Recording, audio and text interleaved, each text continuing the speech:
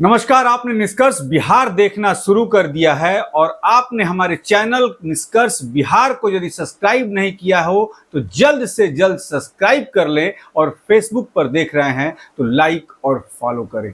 जी हां, नीतीश कुमार को वोट मत दीजिए, ये कहना है प्रशांत किशोर का, क्योंकि नीतीश ने जितना बिहार को बर्बाद किया है उससे ज्यादा लालू ने भी बर्बाद नहीं किया है। आप वोट किसी को दे दीजिए मगर नीतीश कुमार को मत दीजिए। तरारी में कल उनके जनसभा में जो है वो हमला हुआ था, उसके बारे में भी उन्होंने बताया। चलते हैं सीधे प्रशांत किशोर क्या कुछ कह रहे हैं बेलागंज में, पत्रकारों को सुनवाते हैं। आप सर, आप कह रहे हैं कि आरजेडी को उल्टा टांग दिए हैं।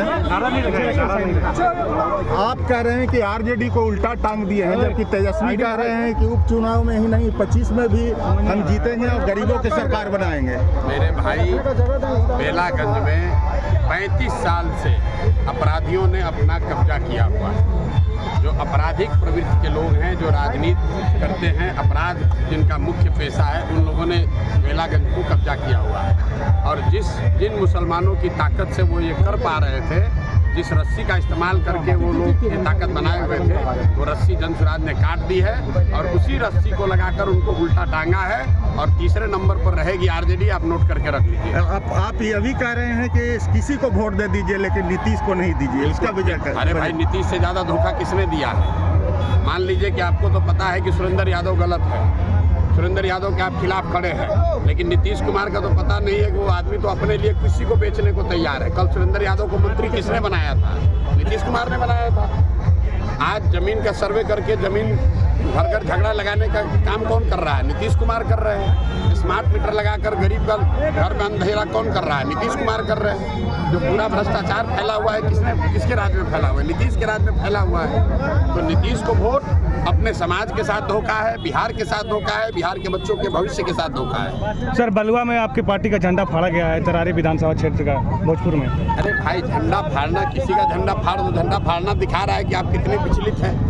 अगर एक और लोग कह रहे हैं कि जनसुराज की ताकत नहीं है और दूसरे ओर जनसुराज का झंडा भी उतार रहे हैं। झंडा पर महात्मा गांधी हैं। आप जनसुराज का, प्रशांत किशोर का झंडा नहीं फाड़ रहे हो, आप महात्मा गांधी को फाड़ रहे हो। तो दिखाता है कि आपकी प्रवृत्ति क्या है, आपका संस्कार क्या है, आपका कार्यकलाप क्या है। सर, मांझी जी ने कहा है कि परिवारवाद की परिभाषा प्रशांत जी को अच्छे से नहीं आता है, ये लालू जी करते, हम नहीं करते। मेरे भाई, ऐसा है, अब मांझी जी की इतनी नहीं ताकत है कि मांझी जी से हमको सीखना है कि किस चीज़ का परिभाषा क्या है। मांझी जी खुद मंत्री हैं, उनका लड़का मंत्री है, उनकी पतोह चुनाव लड़ रही है। अगर ये परिवारवाद नहीं है तो परिवारवाद का नया डेफिनेशन, नया परिभाषा मांझी जी लिखे हैं तो जारी कर दें, वेबस्टर वगैरह में वो सब पब्लिश हो जाए। जेडू वाले थे, उनके पास हम गए थे तो उनका कहना था कि जनसुराज पर महात्मा गांधी का फोटो लगा करके, और प्रशांत किशोर जी कहते हैं कि हम शराब चालू करवा देंगे। बिल्कुल चालू करा देंगे भैया, ऐसा है। सुनो मेरी बात, अरे सुनो, अरे जिसको गांधी का ABCD मालूम नहीं है, जिस नेता ने ये कहा उससे पूछो कि गांधी जी ने कहाँ कहा है शराबबंदी के लिए कानून बना दो। अगर गांधी जी कहते कि कानून बनाकर शराबबंदी कर दो तो देश जब आज़ाद हुआ तो पूरे देश में शराबबंदी लागू हो गया रहता।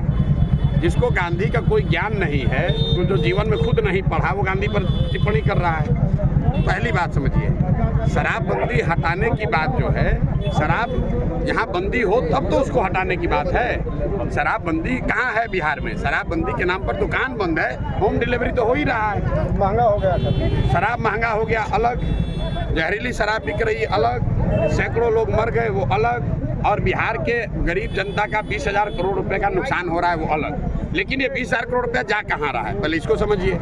20,000 करोड़ रुपया जा रहा है बिहार के भ्रष्ट अधिकारियों के पास, अधिकारियों से जुड़े राजनेताओं के पास। तो जिनकी राजनीति, जिनका दलाली, जिनका शराब माफिया के पैसे से जिनका काम चल रहा है, वो तो चाहेगा ही कि शराबबंदी के नाम पर ये ढकोसला चलता रहे। कहाँ पर शराबबंदी है? हर गांव में तो शराब बिक रहा है। सर, केंद्रीय मंत्री गिरिराज सिंह कहे हैं कि राहुल गांधी देश में गृह युद्ध करना चाहते हैं। तो भैया, गिरिराज जी केंद्रीय मंत्री हैं, राहुल गांधी विपक्ष के नेता, उन दोनों से बताइए, हमको उसमें क्या बोलना। सर, सवाल ये है कि सुरेंद्र यादव कह रहे हैं कि तीसरा नेत्र खोलेंगे, त्रिनेत्र खोलेंगे। देखिए, एक दिनकर, महाकवि दिनकर ने एक वाक्य कहा है, जब विनाश मनुष्य पर छाता है विवेक पहले मर जाता है। त्रिनेत्रधारी हम लोग के लिए महादेव शंकर हैं। कोई व्यक्ति का तीसरा नेत्र नहीं हो सकता है। अपने आप को त्रिनेत्रधारी बताना, तीसरा नेत्र वाला बताना, ये दिखाता है कि आदमी कितना अहंकारी तो है ही, साथ साथ मूर्ख भी है। और बेलागंज की जनता इसकी मूर्खता और इसकी अहंकार को दोनों को इस बार धूल दूषित करेगी। और आप देखेंगे कि पानी पीने को नहीं मिलेगा इस चुनाव के बाद। इतने बेचारे व्याकुल हैं। कुछ अब उस आदमी को देखिए, 2 दिन पहले उसने बयान दिया कि जो अमजद साहब हैं वो हमारे बेटे के दूसरे अब्बा हैं। जरा उनका जरा सोच देखिए। खुद को कह रहा है कि हम कितने बड़े ज्ञानी आदमी है। सुनिए, एक बार अपने आप को भगवान शंकर बता दिया, दूसरे ही क्षण कह रहा है कि अमजद साहब हमारे बच्चे के दूसरे अब्बा हैं। तो भाई ये आदमी का मानसिक संतुलन हार को देखकर गड़बड़ा गया है और कुछ अनाप शनाप बोले जा रहा है। सुना आपने? कहा कि आपको तो पता ही है कि सुरेंद्र यादव माफिया है, उसे तो वोट आप देंगे ही नहीं, लेकिन नीतीश को भी वोट मत दीजिए। और बेलागंज में प्रशांत किशोर का यह दावा है कि राजद और जनसुराज में टक्कर होगी। अब देखना यह है 13 तारीख को जब वोट पड़ेंगे तो क्या कुछ नतीजे बंद होते हैं ईवीएम में, ये तो गिनती के बाद ही पता चलेगा। ऐसी तमाम खबरों के लिए आप बने रहिए हमारे साथ। नमस्कार।